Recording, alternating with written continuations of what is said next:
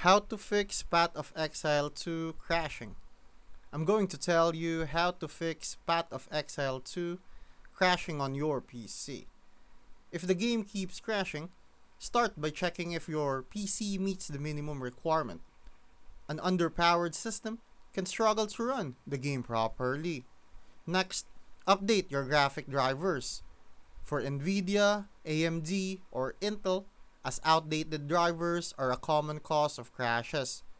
You should also verify the game files on Steam by going to Library, Path of Exile 2, and then Properties, Installed Files, and verify integrity of game files, which can fix any corrupted or missing files.